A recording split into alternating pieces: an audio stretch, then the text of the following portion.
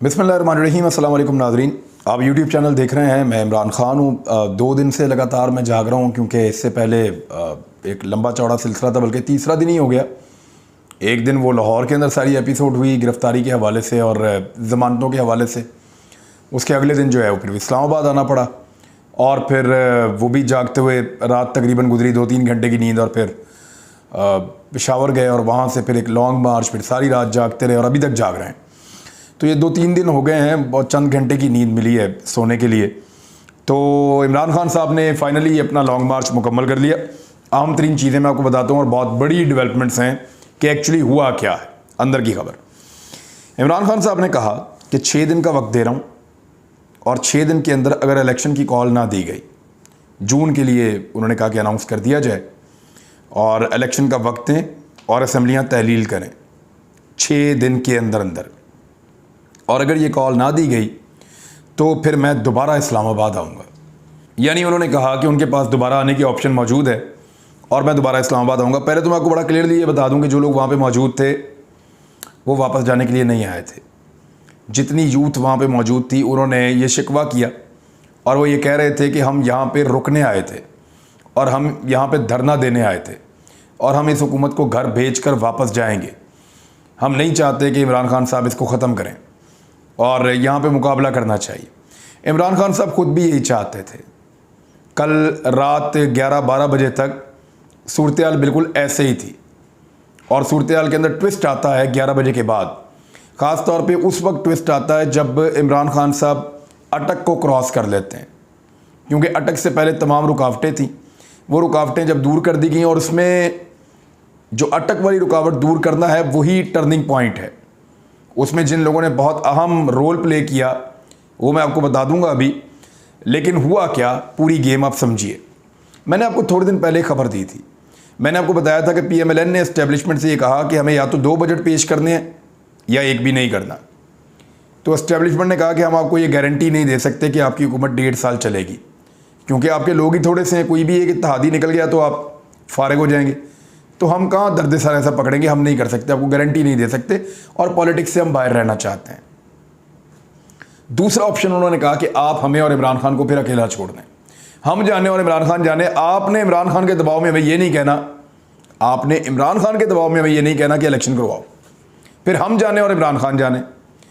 ये बात गालिबन उनकी मानी गई और डॉन अखबार ने तो ये भी छापा कि एस्टेब्लिशमेंट ने सपोर्ट दे दी है PMLN को। और एक्चुअली वो सपोर्ट यही थी कि आप ठीक है, आप जो एडमिनिस्ट्रेशन आपके पास है, आपके पास इख्तियारात हैं, आप अपने इख्तियारात इस्तेमाल कर सकते हैं, इंतज़ामिया को यूज़ कर सकते हैं और मुदाखलत नहीं करेगी एस्टेब्लिशमेंट। तो यही हुआ और PMLN ने अपनी पूरी ताकत का इस्तेमाल किया। राना सनाउल्लाह साहब की असेसमेंट यही थी और राना सनाउल्लाह साहब को क्योंकि बहुत काबिल वज़ीर दाखिला समझा जाता है, मियाँ नवाज शरीफ साहब ने राना सनाउल्लाह साहब को कहा कि राना साहब फिर संभाल लोगे तुसी लॉन्ग मार्च और धरना, लॉन्ग मार्च को संभाल लोगे। तो शहबाज शरीफ साहब की तरफ देख कर राना साहब ने कहा था कि जी जैसे हुक्म करेंगे। तो उस पर बड़ा वावेला किया गया बाद में और PMLN के कई दानिश्वरों ने यह कहा कि राना सनाउल्लाह ये कर देंगे वो कर देंगे और बड़े बड़े दावे शुरू हो गए। ख्वाजा साद रफ़ीक ने बड़े दावे किए, मरीम नवाज बड़े दावे किए, राना सनाउल्लाह ने खुद भी बड़े दावे किए कि मैं तो इनके 20 बंदे इनके नहीं निकलने दूंगा और इनको निशान इबरत बना दूंगा। और फिर इंतजामात शुरू हुए। इन्होंने कंटेनर्स पकड़ के सारे शहर बंद कर दिए, हर जगह पे आंसू गैस की शेलिंग करवाई, पुलिस को तगड़ा किया, पुलिस के जत्थे खड़े किए, लोगों की गाड़ियां तक तोड़ दी, औरतों के ऊपर टॉर्चर किया, बच्चों के ऊपर टॉर्चर किया, आंसू गैस अंधाधुंध फेंकी। लगभग कोई 25,000 आंसू गैस के शैल इन्होंने मुबैना तौर पे फेंक दिए पूरे पंजाब में और KP में, KP से आने वाले काफ़िले के ऊपर या इस्लामाबाद में। बड़ी तबाही फेरी है। यानी इस बड़े पैमाने पर आंसू गैस का इस्तेमाल इससे पहले पाकिस्तान में इस तरह नहीं हुआ, इतने बड़े पैमाने पे कि पूरे लैंडस्केप के ऊपर हर शहर के अंदर आंसू गैस फेंकी जा रही है, रबड़ की गोलियां चल रही हैं, लाठी चार्ज हो रहा है, बहुत सारे लोग ज़ख्मी हुए हैं, बहुत सारे लोग जो हैं वो बहुत बुरी तरह ज़ख्मी हुए हैं, पुलिस वाले भी कुछ ज़ख्मी हुए हैं। लेकिन ये असेसमेंट पक्की थी कि इमरान खान खैबर पख्तूनख्वा से पंजाब में नहीं आ पाएंगे और अगर आएंगे भी तो अटक के मुकाम पे उनको रोक लिया जाएगा क्योंकि खट्टक भी अटक को पार नहीं कर पाए थे तो इमरान खान भी नहीं कर पाएंगे। परवेज़ खट्टक ने इसको पूरे को स्टडी किया हुआ था। परवेज़ खट्टक ने इसको स्टडी किया हुआ था और उनको पता था कि पिछली मरतबा क्या गलतियां हुई, तो उन्होंने वो असेसमेंट कर ली थी कि किस तरीके से हम पुलिस को धकेल के निकाल देंगे। पुलिस ने सेम फार्मूला लगाया हुआ था। अच्छा, यहाँ पे क्या होता है कि एक तरफ जुल्फ़ी बुखारी ने अटक में पुलिस को बहुत बुरी तरह इंगेज किया। मेजर ताहिर सादक से जो उम्मीद की जा रही थी उस तरह तो वो दिखाई नहीं दिए, लेकिन उनके लोग मौजूद थे। लेकिन जुल्फ़ी बुखारी ने वाकई में इस मरतबा फ्रंट लाइन पे आके अपने लोगों के साथ बड़ी ज़बरदस्त लड़ाई लड़ी है और अटक से उन्होंने काफ़ी कारनामा जुल्फ़ी बुखारी ने दिखाया है। उसके बाद जो एबटाबाद से उमर अयूब साहब हैं, उन्होंने अपने कारकुनों के साथ एक बहुत बड़ा हल्ला बोला एक पहाड़ के ऊपर से पुलिस पर, और उसके नतीजे में वो खुद भी ज़ख्मी हो गए, उनको बहुत चोटें लगी हैं और वो फिर उसके बाद हॉस्पिटलाइज हुए हैं, उनको हॉस्पिटल भेजा गया है। लेकिन उन्होंने बड़ी बहादुरी से वो लड़ाई लड़ी है अपने लोगों के साथ मिलकर। आतिफ खान और परवेज़ खट्टक, इनका ये सारा प्लान था। आतिफ खान इसको एग्जीक्यूट करवा रहे थे अपने नौजवानों के ज़रिए से। तो इन्होंने पहाड़ों पर से जब पत्थर फेंके तो पुलिस को हटना पड़ा, और जैसे ही वो मौका मिला तो इन्होंने नीचे से कंटेनर हटाना शुरू कर दिए। कंटेनर हटते ही वहाँ से गाड़ियाँ निकलवाना शुरू की और फिर पुलिस थोड़ी देर में गायब होना शुरू हो गई।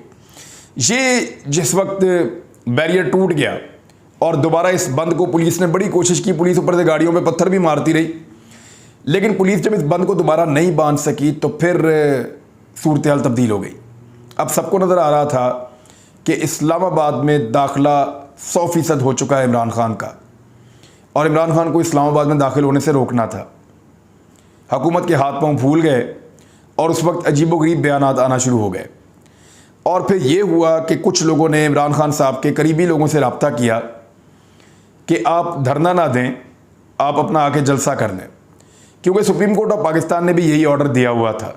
अब ज़रा ये मल्टीपल चीज़ें, एक तो सुप्रीम कोर्ट ऑफ पाकिस्तान का ऑर्डर है जिसमें ये कहा गया था कि आप आके अपना जलसा करें और जाएं। नंबर 2, कुछ बड़े लोगों के टेलीफोन आए हैं पाकिस्तान तहरीक इंसाफ के बड़े लोगों को, और इमरान खान साहब को ये पैगाम दिया गया कि आप धरना ना दें, आप एक जलसा कर लें और हम आपको यकीन दिलाते हैं कि चीज़ें ठीक हो जाएंगी, और जैसे आप कह रहे हैं वैसे ही हो जाएगा। अगर आप आकर धरना देकर बैठ जाएंगे तो PMLN के लिए ये बहुत मुश्किल हो जाएगा कि वो आपके धरने के दौरान अपनी हुकूमत ख़त्म कर दें, क्योंकि इसमें आप विन विन सिचुएशन में चले जाएंगे और उनको कोई फेस सेविंग नहीं होगी, वो पूरी तरह तबाह बर्बाद हो जाएंगे। तो ये 2 चीज़ें उनके साथ डिस्कस की गई और बहुत सारी और चीज़ें भी हैं जिसमें इमरान खान साहब की जानिब से भी या उनकी पार्टी की तरफ से भी कुछ सख्त शराइत रखी गई हैं, जिनमें से ज़्यादातर मुझे लगता है कि मान ली जाएंगी।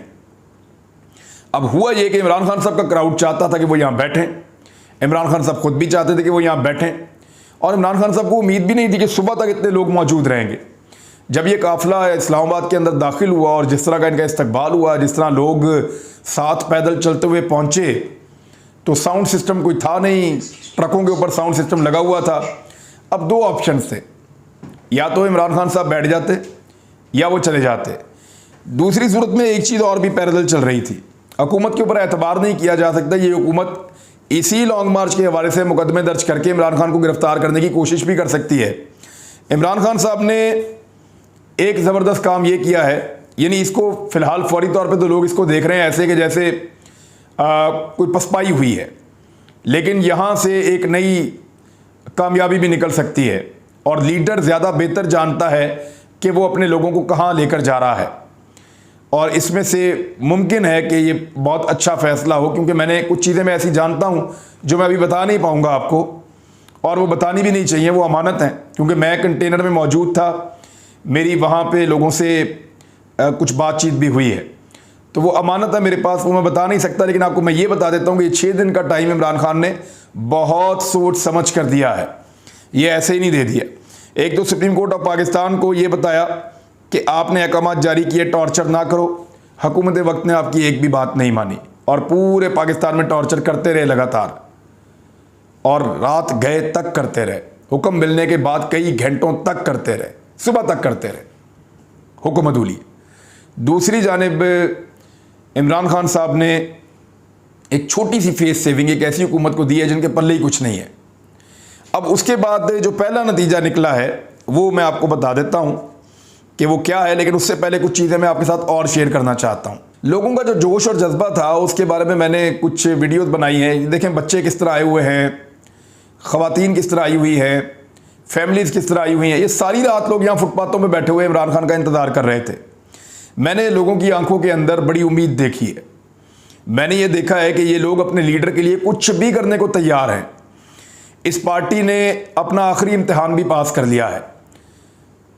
वो कहते हैं ना झाका खुल गया है, तो अब पाकिस्तान तहरीक इंसाफ का भी झाका खुल गया है। अगर पंजाब के अंदर कोई दो ऐसी पार्टियां हैं जो रियासती ताकत का मुकाबला कर सकती हैं, तो पहली पार्टी जो है वो तहरीक लब्बैक है। और आपको पता है वो रियासती ताकत का ना सिर्फ मुकाबला करती है बल्कि आगे से डंडे भी मारते हैं और बंदे भी मार देते हैं। दूसरी जो पार्टी है वो पाकिस्तान तहरीक इंसाफ अब साबित हुई है, जो रियासती ताकत का मुकाबला कर सकती है, डंडे खा भी सकती है, डंडे मार भी सकती है। ख़ास तौर पे इस पार्टी के अंदर ख़वातीन और बच्चों ने जो जुर्रत दिखाई है या नौजवानों ने जो जुर्रत दिखाई है वो बहुत कम किसी पार्टी के अंदर, दुनिया में बहुत कम ऐसी चीज़ें देखने को मिलती हैं। तो अब इमरान खान साहब को जब दोबारा रिक्वेस्ट की गई तो फिर इमरान खान साहब ने इस रिक्वेस्ट को मान लिया है फॉर द टाइम बीइंग, लेकिन वो किसी पे एतबार करने को तैयार नहीं है। खैबर पख्तूनख्वा की जो क़यादत है वो इमरान खान साहब को बार बार ये कह रही थी कि आप वापस खैबर पख्तूनख्वा चलें और आप यहाँ पे इस्लामाबाद में क़याम ना करें। इम्पोर्टेड हुकूमत और उनके हैंडलर्स के ऊपर एतबार नहीं किया जा सकता। 6 दिन का वक्त मांगा गया है, आप 6 दिन का वक्त दे दें, लेकिन आप वापस खैबर पख्तूनख्वा में चलें और वहाँ से जाकर आप ऑपरेट करें। अगर तो ये मामला हल होता है तो ठीक है, वरना 6 दिन के बाद हम वापस आएंगे और तब इस हुकूमत के पास बैरियर खड़े करने की गुंजाइश भी नहीं होगी, कंटेनर लगाने की गुंजाइश भी नहीं होगी, क्योंकि सुप्रीम कोर्ट ऑफ पाकिस्तान का वाज़ेह हुक्मनामा आ चुका है और इस मरतबा उतने बैरियर, उतने कंटेनर, उतने शेल्स नहीं चलाए जा सकेंगे और बहुत बड़ी तादाद में पाकिस्तानी इस्लामाबाद पहुंच जाएंगे 6 दिन के बाद। तो बिगड़ा कुछ नहीं है, बल्कि हुआ यह है कि इस हुकूमत को एक छोटी सी फेस सेविंग मिली है। अगर उसमें वो चाहें तो वो हुकूमत को तहलील करके नए इंतखाबात करवा सकते हैं। एक और फेस सेविंग भी मिल गई है हुकूमत को, लेकिन उससे पहले ज़रा ये दो वीडियो हैं, ये देखें। एक माजूर शख्स है, नौजवान, बैसाखियों पे वो जब आया धरने में उससे मेरी बात हुई और एक नौजवान है उसका सर फट गया था और वो जाके हॉस्पिटल से उसने पट्टी करवाई, वो फिर वापस आ गया धरने में। और इस तरह के 2-3 मैंने देखे हैं, सर फटे हुए हैं, पट्टियाँ करवा के आए हुए हैं।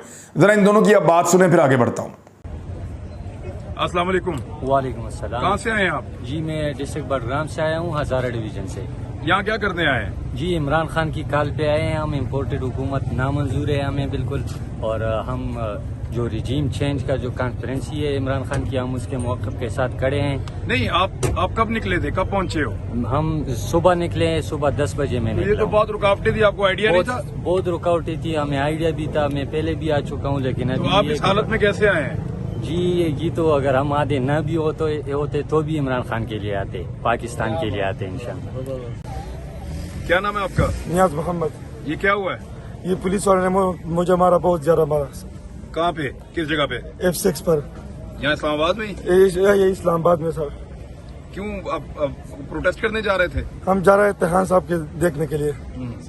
बहुत ज्यादा मारा सर, हमको इतना मारा। तो वापस क्यों आ गए हो? अभी हॉस्पिटल जाओ। वहाँ पे उसने लाठी चार्ज किया, हमारा सांस नहीं तो अस्पताल से कब निकले हो?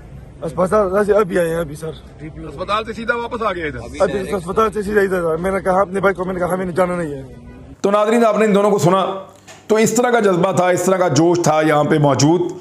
अब मैं आपको बताता हूँ कि पहली जो खबर आई है इमरान खान साहब के धरने के इख्तिताम, धरना तो नहीं, लॉन्ग मार्च के इख्तिताम पे जलसे के बाद जो पहली खबर आई है वो ये आई है कि बलूचिस्तान अवामी पार्टी वफाक में हुकूमत की हमायत वापस लेने पर गौर कर रही है।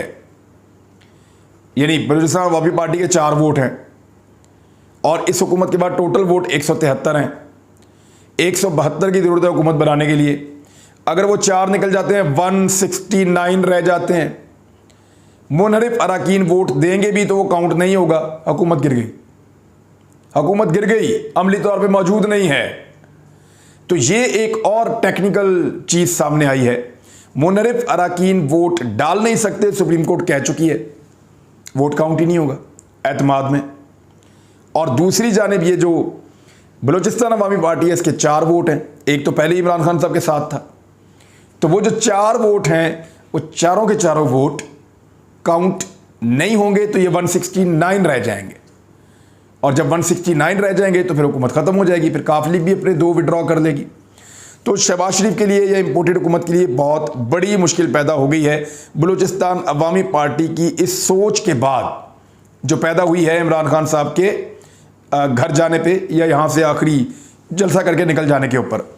तादाद के हवाले से मैं बताऊं कि एक दुनिया चल रही थी इमरान खान साहब के कंटेनर के साथ, दोनों तरफ हज़ारों लोग इधर चल रहे थे, हज़ारों लोग इधर चल रहे थे, पीछे सैकड़ों गाड़ियाँ आ रही थी, आगे भी गाड़ियाँ जा रही थी और सारे रोड उसी तरफ को जा रहे थे। यानी मैंने इतना बड़ा मॉब ऐसे चलते हुए नहीं देखा। और 20 घंटे तक लगातार चल के सारी लड़ाइयाँ लड़के, आंसू गैस खा के, डंडे खा के, ज़ख्मी होकर ये लोग पहुँचे हैं। तो ये एक बड़ी कामयाबी है पाकिस्तान तरीके इंसाफ की। लेकिन ये 6 दिन बहुत इंपॉर्टेंट होंगे और कुछ खबरें मैं आपको आने वाले वक्त पे दूंगा, हैं बड़ी अहम, लेकिन क्योंकि मैंने कुछ वादा किया हुआ अभी आपके साथ शेयर नहीं कर सकता। लेकिन ये आपको यकीन दिलाता हूं कि ये 6 दिन इमरान खान ने ऐसे ही नहीं दिए। अब तक के लिए इतने ही। अपना ख्याल रखिए, अपने इस चैनल का भी। अल्लाह हाफ़िज़।